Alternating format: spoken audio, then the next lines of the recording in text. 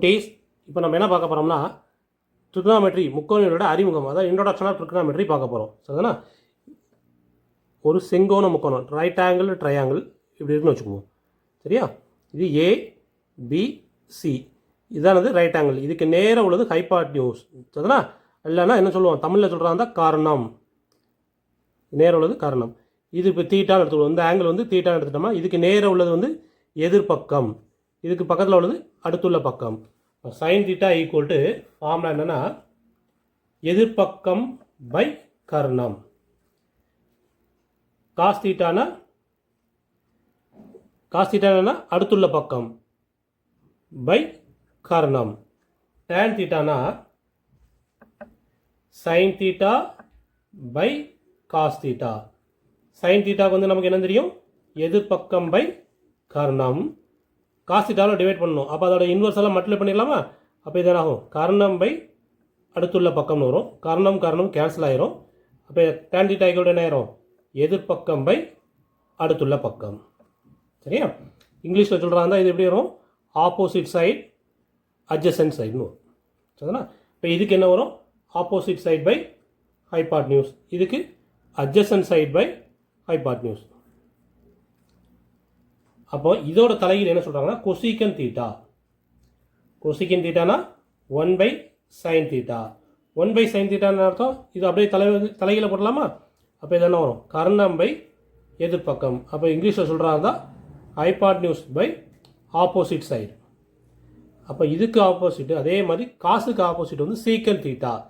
சீக்கன் தீட்டானா 1 by cos theta. அப்போ அதற்கு ஆப்போசிட் என்ன வரும், கர்ணம் பை அடுத்துள்ள பக்கம். இங்கிலீஷில் சொல்லுவாங்க ஹைபாட்னியூஸ் பை அட்ஜசன்ட் சைடு. அதே மாதிரி காட் தீட்டா. காட் தீட்டானா டேன் தீட்டாவோட ஆப்போசிட். அப்போ 1 பை டேன் தீட்டா. டேன் தீட்டாவோட ஆப்போசிட் என்ன ஆயிரும், அடுத்துள்ள பக்கம் பை எதிர்பக்கம். இங்கிலீஷில் சொல்கிறாங்க adjacent side by opposite side.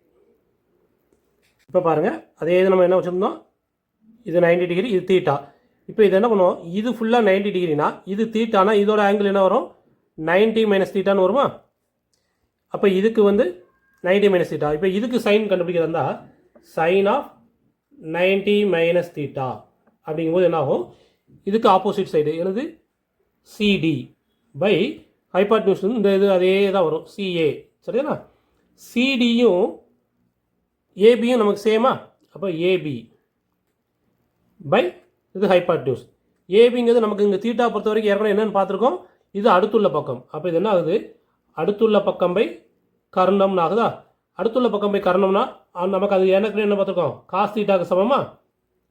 அப்போ என்ன கிடைச்சிருக்கு நமக்கு, sine of 90 minus theta equal to என்ன கிடைச்சிருச்சு, காஸ் தீட்டா. இதே மாதிரி காஸ் ஆஃப் 90 மைனஸ் தீட்டா பார்த்தீங்கன்னா என்ன கிடைக்கும் போது, சைன் தீட்டா கிடைக்கும். ஓகேவா?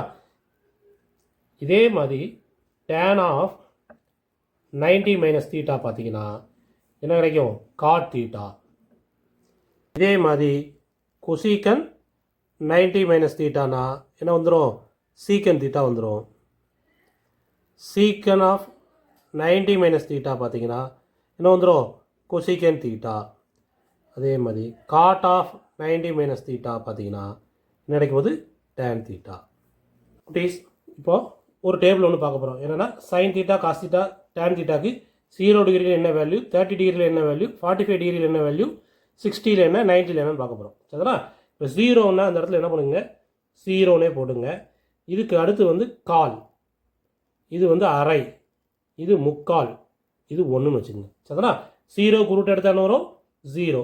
1/4க்கு ரூட் எடுத்தால் என்ன வரும், 1/4க்கு ரூட் எடுத்திங்கன்னா என்ன வரும், 1/2 ஆயிருமா? அப்போ இந்த இடம் வந்து ரூட் எடுக்கும்போது 1/2. இதை ரூட் எடுக்கும்போது 1/√2. இதுக்கு ரூட் எடுக்கும்போது √3/2. 4க்கு ரூட் எடுக்கும்போது என்ன ஆயிரும், 2 ஆயிரும். 1க்கு ரூட் எடுத்திங்கன்னா 1 தான். சரிண்ணா? இது அப்படியே ரிவர்ஸில் போடுங்க. இப்போ இது என்னாகும், இங்கே 1, இங்கே √3/2, இங்கே 1/√2, இந்த 1/2 இங்கே வந்துடும், இந்த 0 இங்கே வந்துடும். சரியா? இப்போ டேன் தீட்டா வேணும்னா sine theta by cos theta. 0